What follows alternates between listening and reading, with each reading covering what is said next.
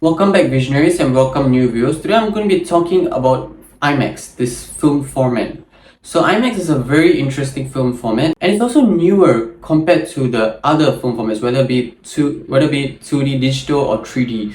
So let's talk about it. First I'm going to be talking about IMAX 70mm film.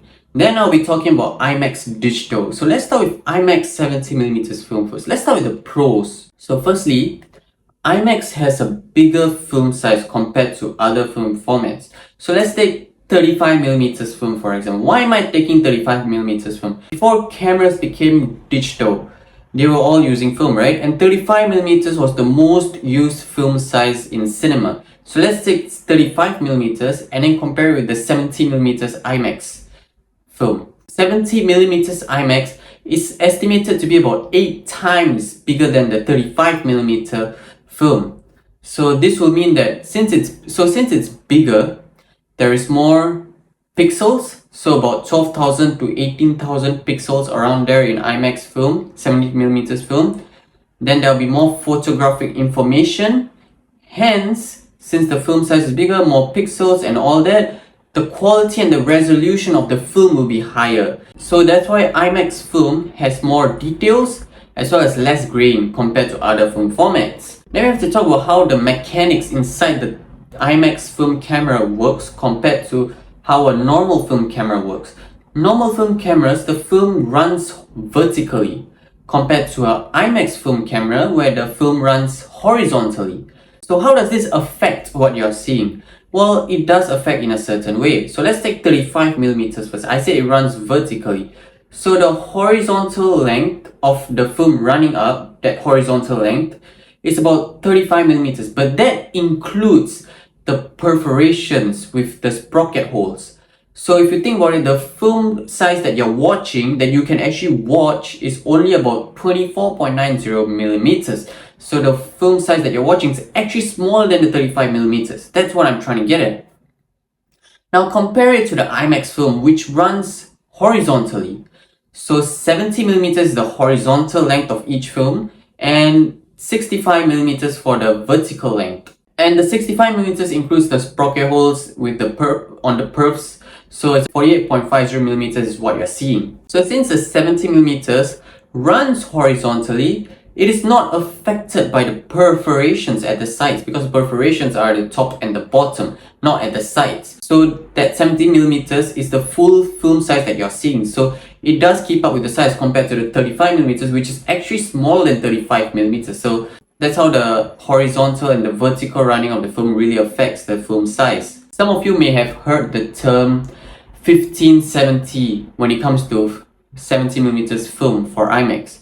What does this actually mean? The number of sprocket holes for 70mm film has mainly remained standard. There are usually 15 sprocket holes on each of them, top and bottom. So that's where the term 1570 comes from, which is referring to 70mm IMAX film.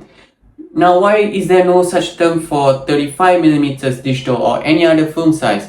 Well, that's simple, because when it comes to, let's take 35mm, since we are on that subject right now, the height size of the 35mm film actually varies. It really depends on the filmmaker and the cinematographer to decide which height they actually want.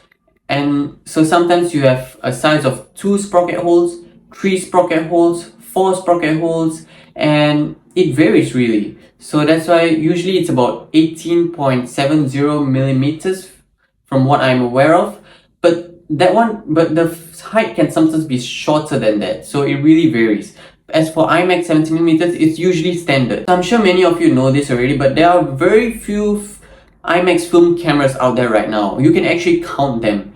And here are some examples. These are examples of IMAX film cameras used on the set of Oppenheimer. Some of them include the IMAX Mark III and Mark IV reflex camera, as well as the IMAX MSM 9802 camera.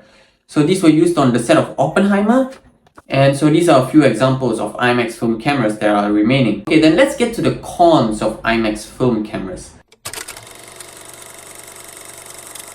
So firstly, they are very expensive. So each minute of IMAX film would cost up to $2,000 estimated, like each minute. There are two main reasons for that. Firstly, IMAX has very high resolution, so that's one of the reasons. So has a lot of pixels, very high resolution, quality images. Second reason is because IMAX film is very long. So for like about a minute, you're going to need over 300 foot or about 400 feet even of film size. And that's really very long, really. So that's why it's very expensive. And of course, when you're operating the IMAX film camera, it's actually very heavy and very noisy. Let's touch on the very heavy first. In the past, IMAX film cameras were used mainly for bigger shots, the more emotionally impactful shots, not the entire film or a large period of film. So this will include like very emotional moments or very bombastic, high explosive moments, and even large landscapes. So when IMAX film cameras are used, they are usually on tripods because again, they are very heavy.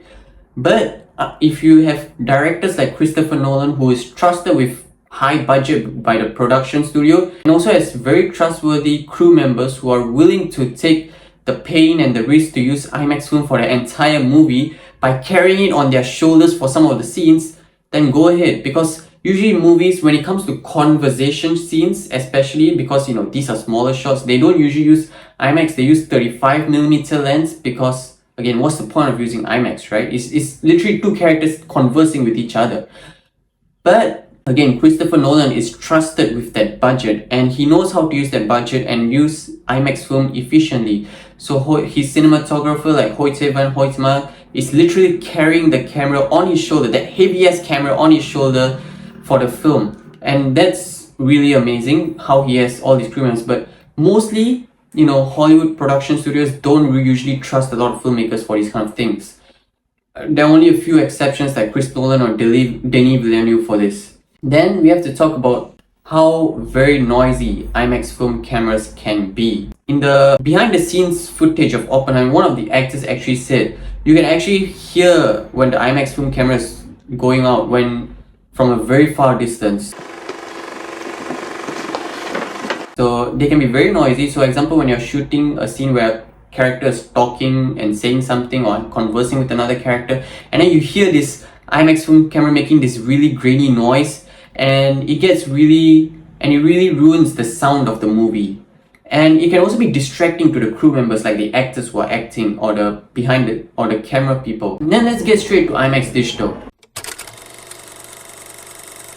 So unlike IMAX film, IMAX Digital doesn't necessarily have specific kind of cameras made for itself. It's mainly digital cameras that are certified by IMAX to be used.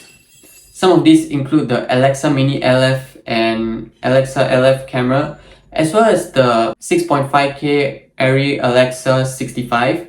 And also Sony Venice can also be used, and of course there are many other examples. Recently a movie called Fall Guy came out, and that movie used Alexa 35 to shoot the film, and that movie is out in IMAX in theaters, so apparently that's also certified right now. But I wouldn't recommend watching that movie in IMAX because the aspect ratio of that movie is 2.39:1. I'll get into aspect ratios later, so I'll be talking about the Fall Guy later as well. Why I wouldn't recommend IMAX for it. Actually, you know what? Scrap that. Let's get to the IMAX aspect ratios right now. The aspect ratio of IMAX film is about 1.43:1, and it's a really large screen. Compared to digital, IMAX Digital is only about 1.90:1. It's bigger than your normal digital cameras, but it's smaller compared to the IMAX film. So earlier I mentioned about the Fall Guy and the aspect ratio. The Fall Guy aspect ratio is about 2.39:1. Why I wouldn't recommend IMAX for it? Well, simple. Because that film, with that aspect ratio, and you watch it on an IMAX screen, if I'm not wrong, the movie will be letterboxed. So you're not going to have the full IMAX experience of watching a movie when you're watching the movie in IMAX. But then again, it's up to you to decide whether you want to watch it on IMAX. But I'm just saying, I wouldn't recommend it personally. I would just recommend watching in standard cinemas. And as we are talking about IMAX, not only does the screen become smaller, the number of pixels on the screen also changes. So for IMAX film earlier, I mentioned it could go up to 18K, so the resolution is higher. But if you look at IMAX Digital, it can go up to at max 4K, if not 2K, but maximum 4K. And that's really very low compared to what IMAX film is capable of. So that's another disadvantage of IMAX Digital. And this is where the term LIMAX comes from, honestly. Some of you may be asking, then how do filmmakers make a film but make it such that it can be watched in IMAX 70mm, IMAX Digital, as well as standard theaters if they all have different aspect ratio? And that's what this is what filmmakers usually do. They'll make a film such that when they're shooting with IMAX 70mm, because again, IMAX 70mm is very big, right? The film size. They make it such that there's enough headspace and enough space at the bottom of your screen such that when you crop it or crop is not a very good term, not a right term. When you make this film smaller, because again, you want to put it for other smaller features, other smaller formats of film, they'll make sure that there's enough headspace such that when you cut it off, you can still see the subject clearly. So that's what they do, honestly. So hopefully this explanation about IMAX of mine clarifies some of your issues regarding IMAX cinemas or IMAX film or IMAX Digital. So if you like this video, click the like button. And if you found something educational in this video, click the like button as well. If you want to see more, subscribe to my channel, and see you guys next time. You guys are always the best.